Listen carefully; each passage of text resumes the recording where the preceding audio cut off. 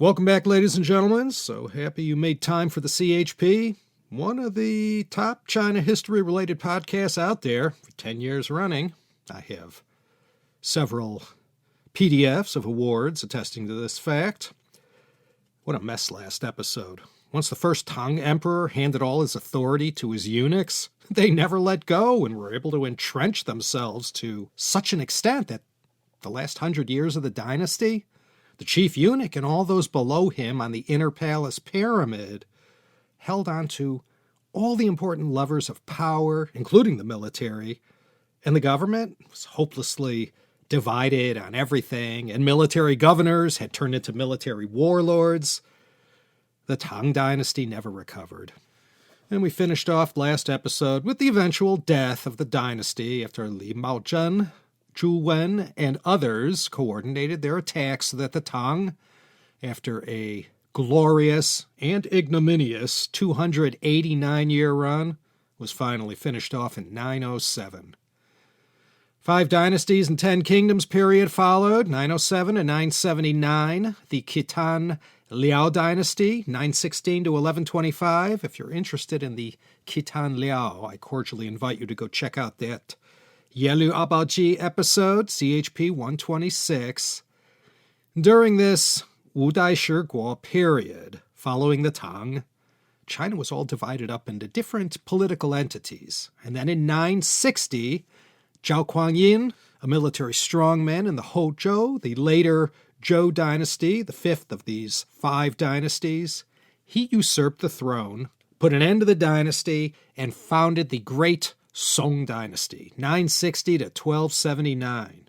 Although it all came crashing down in a tragic and spectacular fashion, these 319 years were a true great leap forward for China and Chinese culture. Even though it had been a good half-century since the fall of the final Tang emperor and the founding of the Song, the general feeling about eunuchs was still quite fresh, and it was Zhao Kuangyin himself, early on in his reign as the first Song Emperor Taizu, who demanded someone keep a lid on these eunuchs and do not let a repeat of the Tang happen in his Song Dynasty. They put a cap on the number of eunuchs at 180, about 99,800 less than the Ming emperors would employ much later on down the timeline. And I must say, like with the early emperors of the Tang, where eunuchs were indispensable, they continued on like they had always done, the way they were intended to serve. They still acted in the capacity of the emperor's personal agents, supervised the day-to-day administration of palace maintenance, services, and operations, and personally looked after all those who lived inside, and quite often became their closest confidants. And of course, their original raison d'etre, they still guarded the women's quarters and, well, made sure no funny business was going on that might put a green hat on the emperor's head, so to speak. So the Song Dynasty, it was rather lacking in the kind of eunuch drama that was seen in the Tang from the end of Xuanzong to Emperor Ai, and certainly nothing like the 10 attendants during the Han Dynasty's final years. But there was one guy, well, there were several, but only one stood out, the He Li Ji Qun of the Song Dynasty eunuchs, and certainly of the northern Song Dynasty.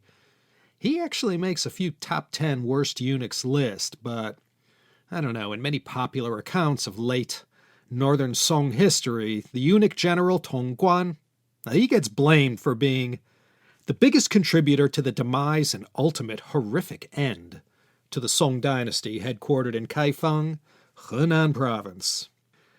However, the dynasty, after suffering such blunt force trauma at the hands of the Jurchens from the north, well, the Zhao ruling family would rise again in Hangzhou as the southern Song Dynasty. So, Tong Guan, why did he deserve such ill repute and downright infamy? Well, we all know the Huizong story, right? CHP episodes 132 to 135, a 4-parter, won all kinds of awards in the Huizong category, of course.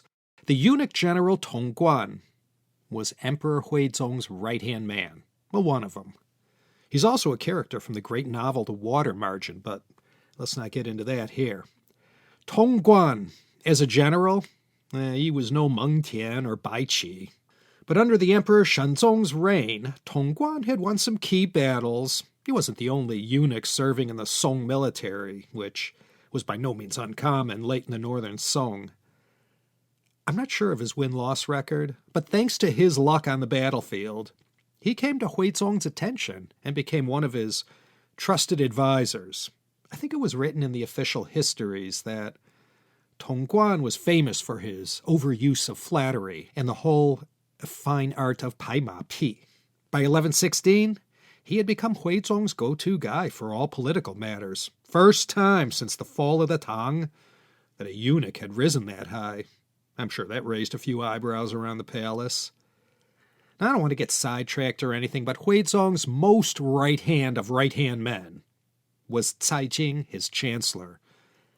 Tai Ching had not survived a political struggle and had been banished, and it was Tong Guan who advocated for Tai Ching and got him back his old job. But later on, Tai Ching will come to greatly fear Tong Guan.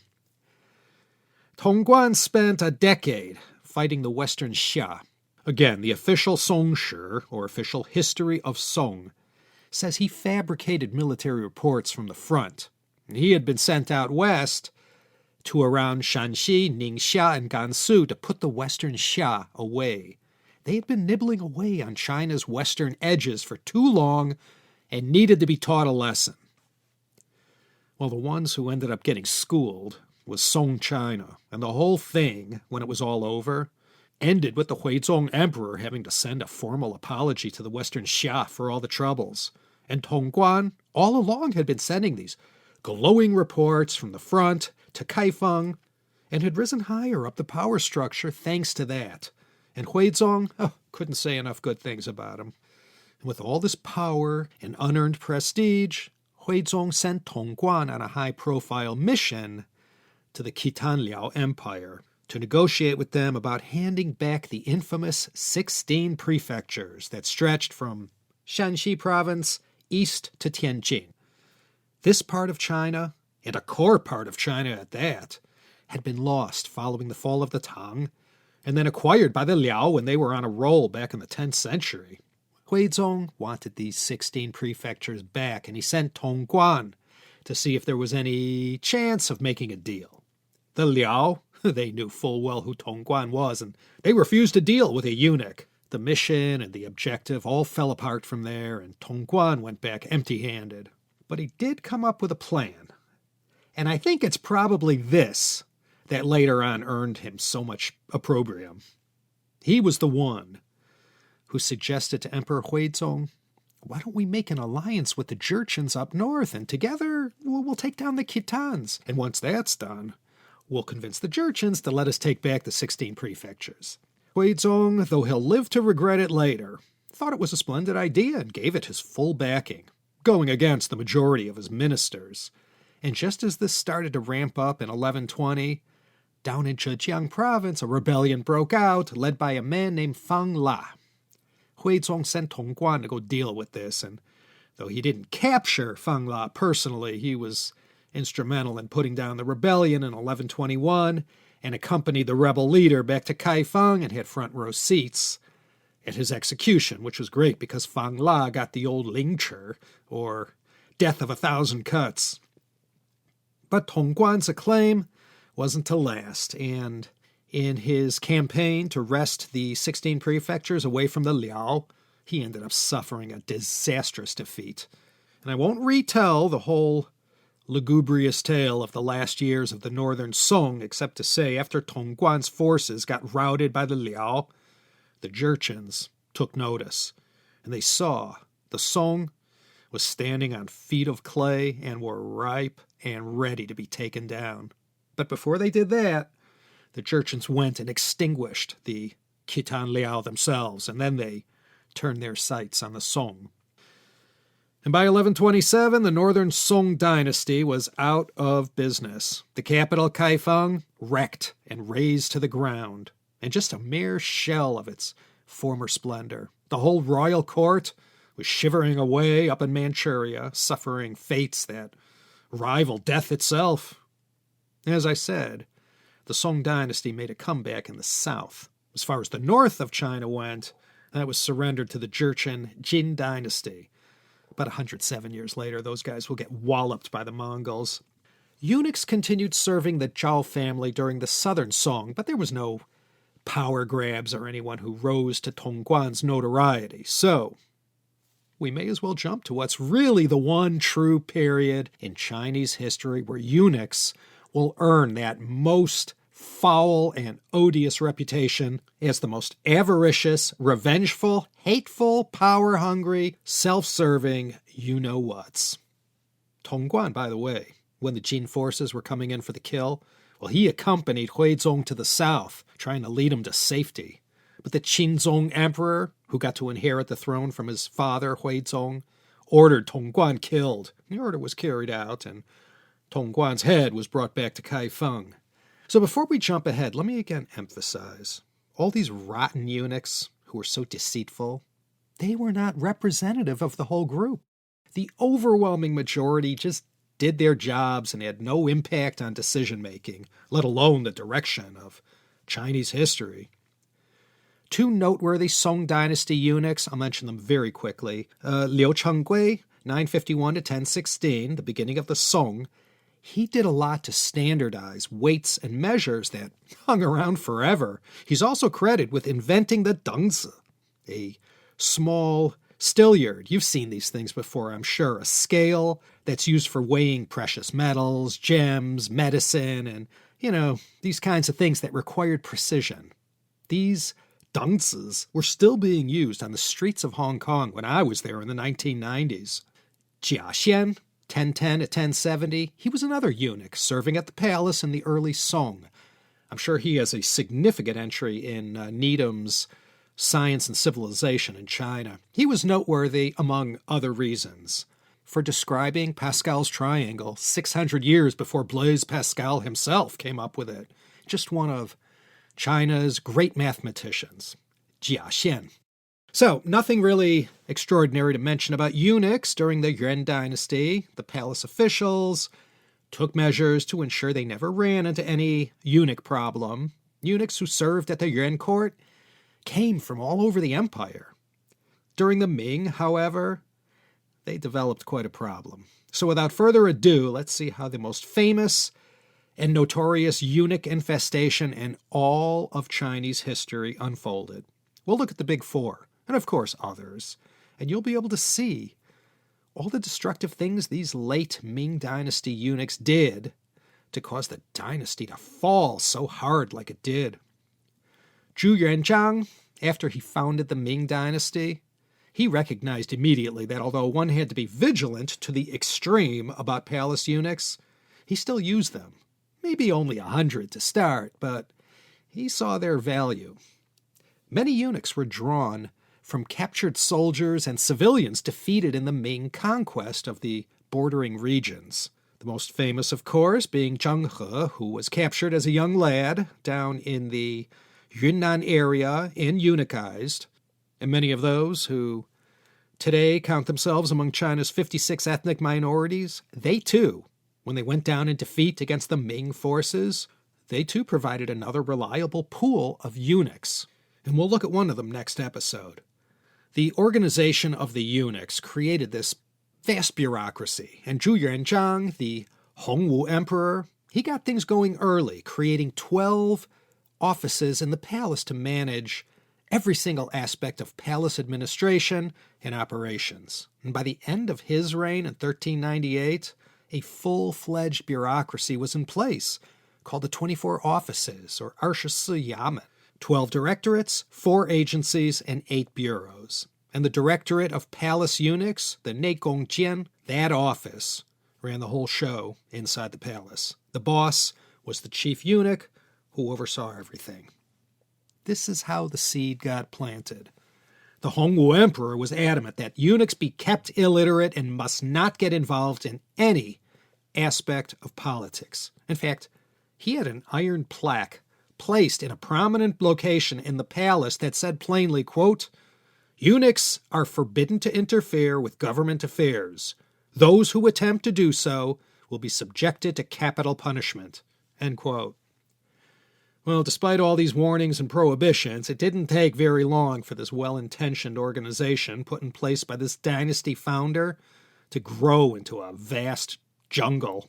If anyone could look ahead to the 15th or 16th centuries, maybe they might have done this a little differently.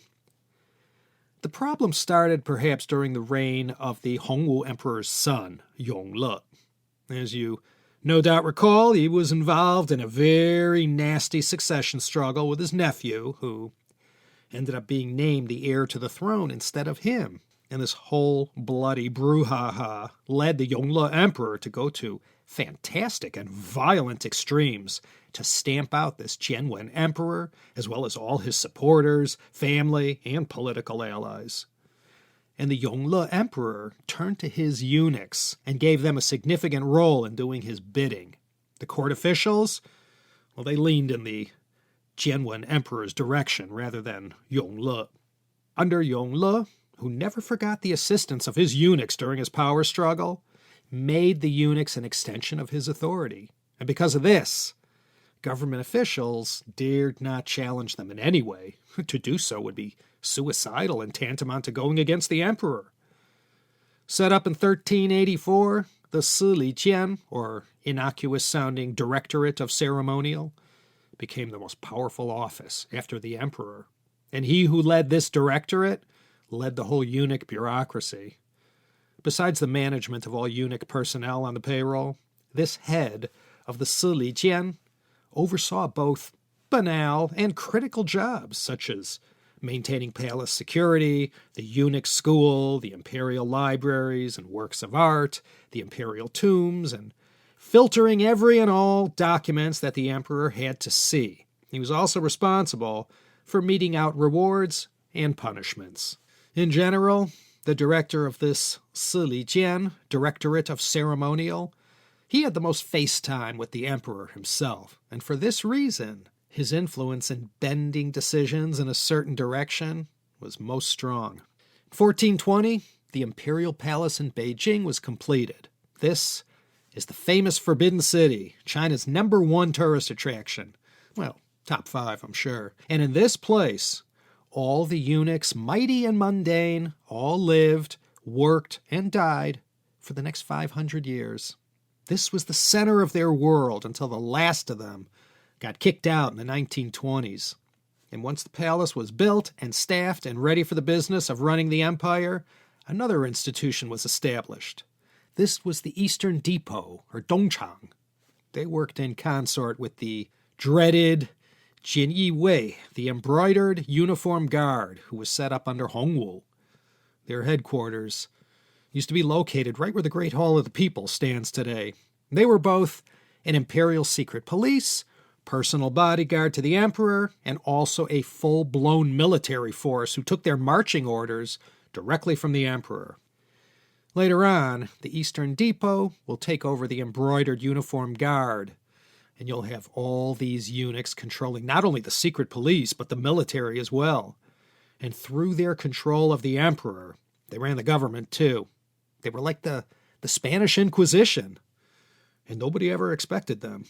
I mentioned it before, let me say it again. Eunuchs thrived best whenever there was some weak or incompetent emperor on the throne.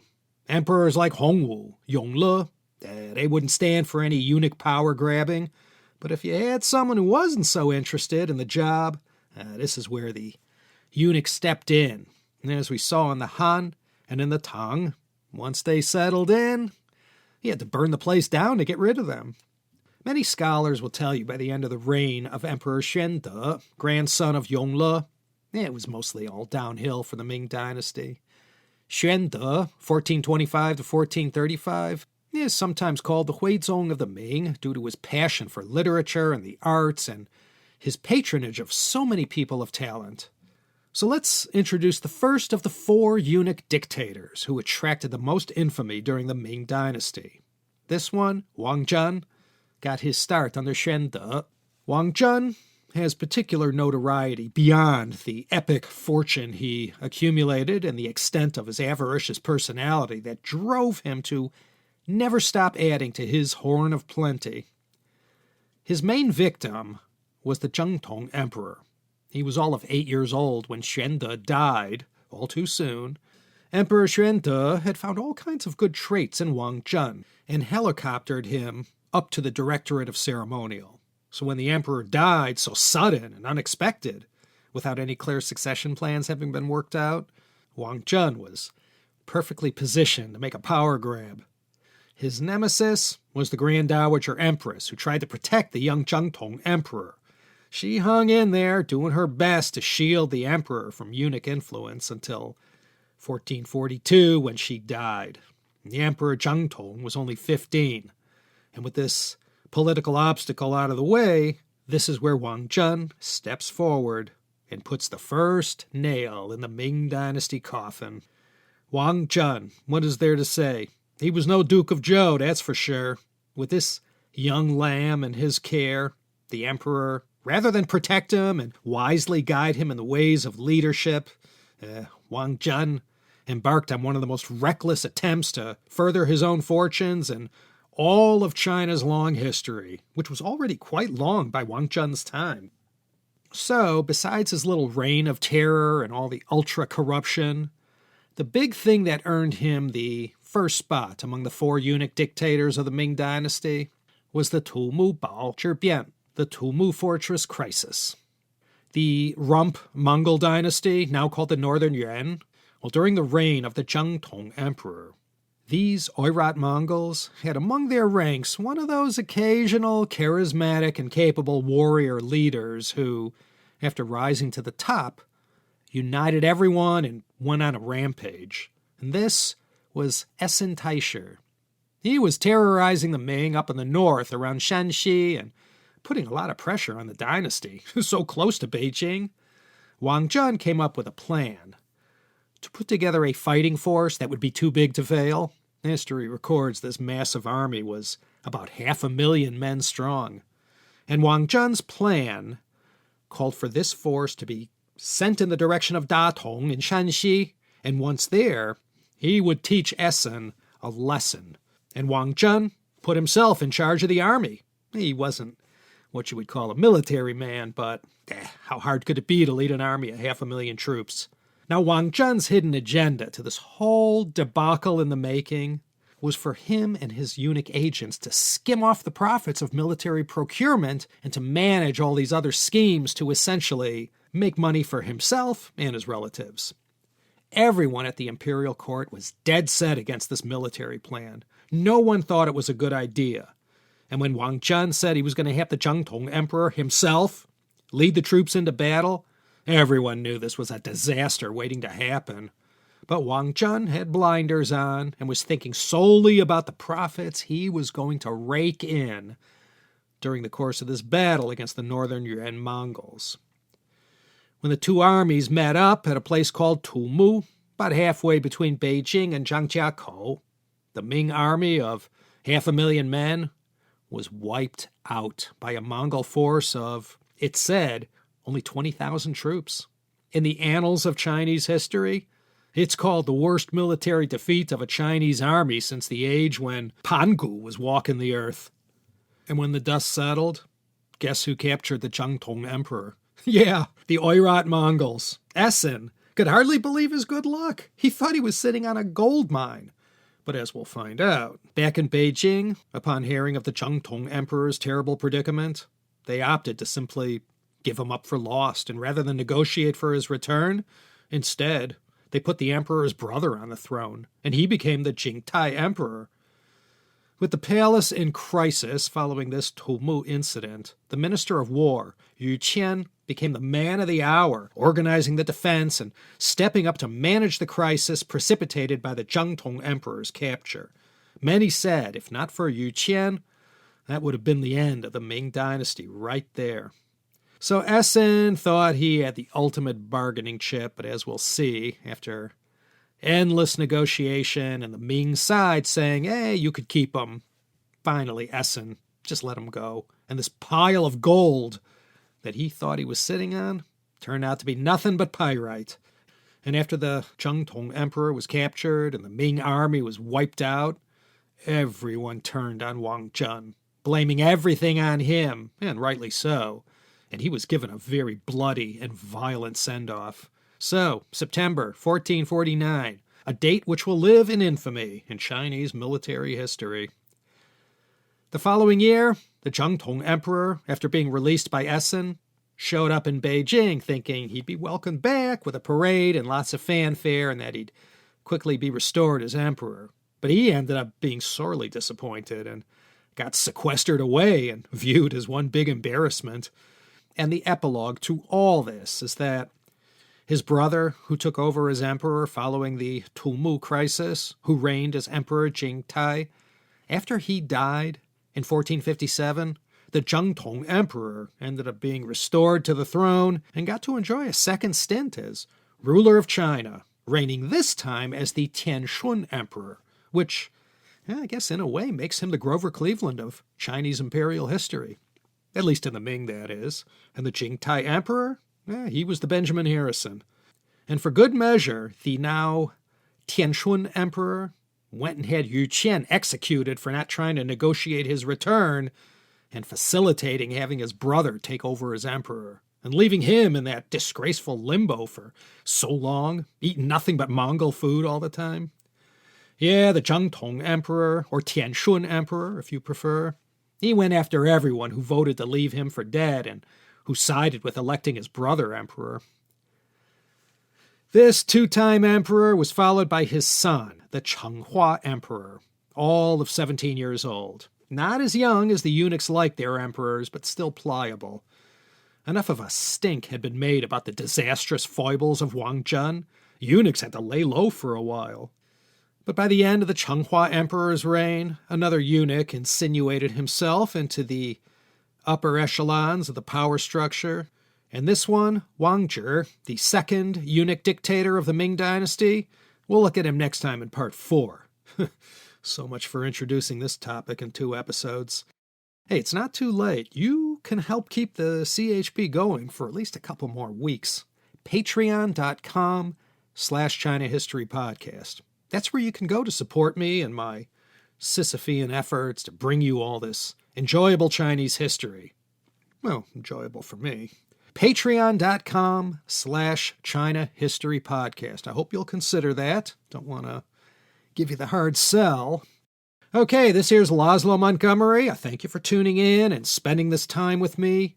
Please carve out a half hour in a couple weeks' time for what's shaping up to be another exciting episode of the China History Podcast.